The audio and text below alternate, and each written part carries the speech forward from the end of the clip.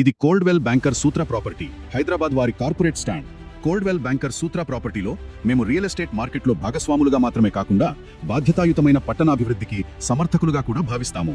ప్రభుత్వ భూమిని శాశ్వత ప్రజావనరుగా పరిరక్షించే విధానాలకు మద్దతు ఇవ్వడానికి మేము కట్టుబడి ఉన్నాము. ఈ రోజు చర్చకు స్వాగతం.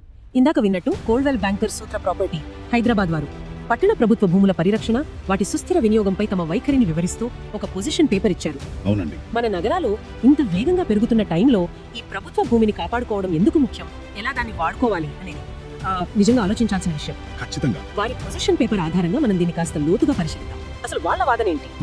వాళ్ళ వాదన చాలా స్పష్టంగా ఉంది.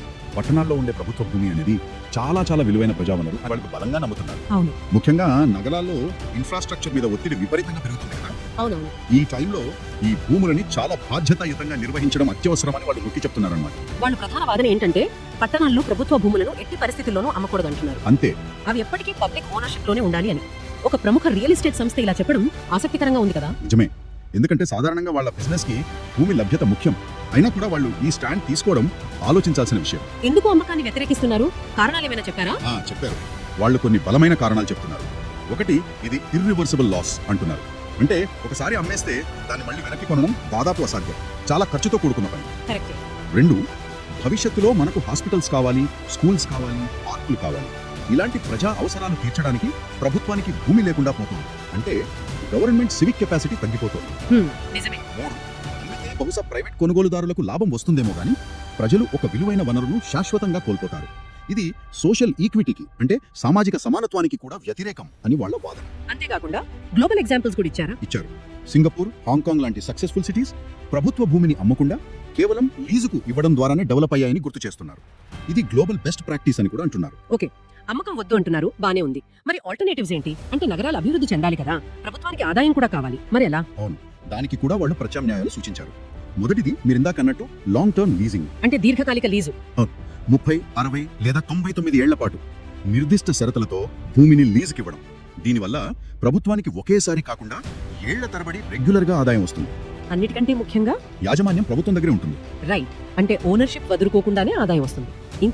ఇంకా రెండోది పబ్లిక్ ప్రైవేట్ పార్ట్నర్షిప్స్, అంటే పీపీపీ మోడల్స్. పీపీపీస్ ప్రభుత్వం, ప్రైవేట్ సంస్థలు కలిసి పనిచేయడం అన్నమాట. ఇన్ఫ్రాస్ట్రక్చర్ ప్రాజెక్టులు గానీ, హౌసింగ్ ప్రాజెక్టులు గానీ కలిసి చేపట్టడం. దీని ద్వారా వచ్చే ఆదాయాన్ని పంచుకోవచ్చు లేదా కట్టిన స్పేస్ ని షేర్ చేసుకోవచ్చు. ప్రైవేట్ ఎఫిషియన్సీ వాడుకుంటూనే పబ్లిక్ కంట్రోల్ ఉంటుంది. మూడోది లైసెన్సింగ్ మరియు కన్సెషన్స్, అంటే కొన్ని ప్రత్యేక ప్రాజెక్టుల కోసం, ఉదాహరణకు transport terminals, renewable energy parks లాంటి వాటికి భూమిని నిర్దిష్ట కాలానికి లైసెన్స్ లేదా కన్సెషన్ పద్ధతిలో ఇవ్వడం. ఆ గడువు ముగిశాక ఆ అసెట్స్ అన్ని ప్రభుత్వానికి తిరిగి వస్తాయి. అంటే డెవలప్మెంట్ ఆగదు, కానీ భూమి మాత్రం ప్రభుత్వం చేజారిపోదు. ఇది కదా సారాంశం? ఖచ్చితంగా. డెవలప్మెంట్, కన్జర్వేషన్ రెండింటినీ బ్యాలెన్స్ చేయాలనేది వాళ్ళ ఉద్దేశం. మరి ఇవన్నీ జరగాలంటే పాలసీ మేకర్స్ నుంచి, అంటే ప్రభుత్వం నుంచి వాళ్ళు ఏం ఆశిస్తున్నారు, ఎలాంటి పాలసీలు ఉండాలని కోరుకుంటున్నారు? ప్రధానంగా ఒక 4 ముఖ్యమైన సిఫార్సులు చేశారు. ఒకటి, పట్టణ ప్రభుత్వ భూముల పూర్తి అమ్మకంపై చట్టపరంగా స్పష్టమైన నిషేధం ఉండాలి. Complete ban. రెండు, ఈ లీజు, పీపీపీ లాంటి ప్రత్యామ్నాయాల కోసం చాలా పారదర్శకమైన ట్రాన్స్పరెంట్ గవర్నెన్స్ మెకానిజం ఉండాలి. రూల్స్ క్లియర్ గా ఉండాలి, జవాబుదారీతనం ఉండాలి. ఓకే. మూడు, భూమిని ఏదైనా కమర్షియల్ అవసరాలకు కేటాయించే ముందు పబ్లిక్ ఎమ్యూనిటీస్, అంటే పార్కులు, స్కూల్స్, హెల్త్ సెంటర్స్ లాంటి ప్రజా సౌకర్యాలకు ప్రాధాన్యత ఇవ్వాలి. రైట్, ప్రయారిటీ పబ్లిక్ కోసం. అవును. ఇక నాలుగోది, భూమికి సంబంధించిన లావాదేవీలన్నీ డిజిటలైజ్ చేయాలి. ఆ సమాచారాన్ని పబ్లిక్ గా అందుబాటులో ఉంచాలి.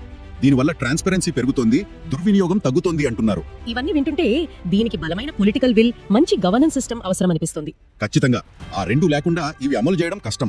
సరే, మొత్తం మీద చూస్తే కోల్డ్వెల్ బ్యాంకర్ సూత్ర ప్రాపర్టీ వాళ్ళు కేవలం రియల్ ఎస్టేట్ మార్కెట్ ప్లేయర్స్ గా కాకుండా రెస్పాన్సిబుల్ అర్బన్ డెవలప్మెంట్ కి సపోర్టర్స్ గా తమను తాము ప్రొజెక్ట్ చేసుకుంటున్నారు. ప్రభుత్వ భూమిని ఒక శాశ్వత ప్రజావనరుగా కాపాడాలి అనేది వాళ్ళ మెయిన్ పాయింట్. ఇదే వాళ్ళ ప్లెడ్జ్ అని కూడా చెప్పారు. అవును.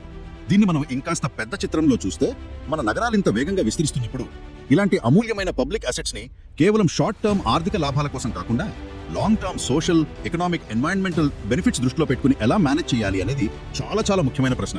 నిజమే. ఈ పత్రం ఆ దిశగా మనం ఆలోచించాల్సిన అవసరాన్ని గుర్తు చేస్తోంది.